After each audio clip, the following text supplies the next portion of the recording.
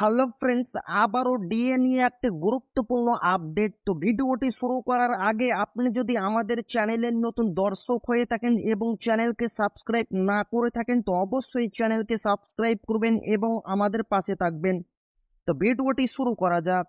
তো প্রথমে দেখেন, সরকারি কর্মচারীদের 10% মহার্ঘ ভাতা দিয়ে দেওয়ার ঘোষণা করলো রাজ্য। সঙ্গে দেওয়া হবে 7% অন্তর্বর্তী রিলিফ, একথা জানিয়েছেন মুখ্যমন্ত্রী। রাজ্য সরকারি কর্মচারীদের ডিএ ঘোষণা করলেন মমতা বন্দ্যোপাধ্যায়। অবশেষে কথা রাখলেন মুখ্যমন্ত্রী। রাজ্য সরকারি কর্মচারীদের 10% মহার্ঘ ভাতা এবং 7% দেওয়া হবে অন্তর্বর্তী রিলিফ, ঘোষণা করল রাজ্য অর্থ দপ্তর। এদিন নবান্নর তরফে অর্থমন্ত্রী চন্দ্রিমা ভট্টাচার্যকে পাশে বসিয়ে একথা ঘোষণা করেছেন মুখ্যমন্ত্রী মমতা বন্দ্যোপাধ্যায়। জারি হলো বিজ্ঞপ্তি। সূত্রের খবর, মঙ্গলবার নবান্নে সাংবাদিক বৈঠকে একথা জানিয়েছেন মুখ্যমন্ত্রী মমতা বন্দ্যোপাধ্যায়।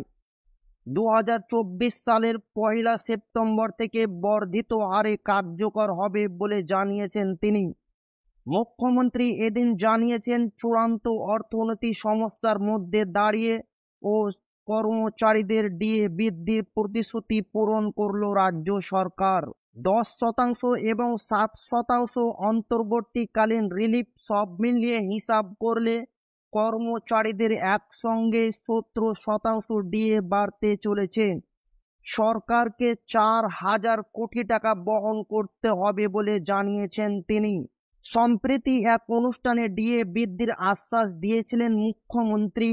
অবশেষে একথা রাখলেন মুখ্যমন্ত্রী মমতা বন্দ্যোপাধ্যায়। রাজ্য সরকারি কর্মচারীদের জন্য 10% মহার্ঘ ভাতার পাশাপাশি 7% অন্তর্বর্তীকালীন রিলিফ দেওয়ার ঘোষণা করলেন মুখ্যমন্ত্রী মমতা বন্দ্যোপাধ্যায়। এ নিয়ে বিজ্ঞপ্তি জারি করতে চলেছে রাজ্য অর্থ দপ্তর।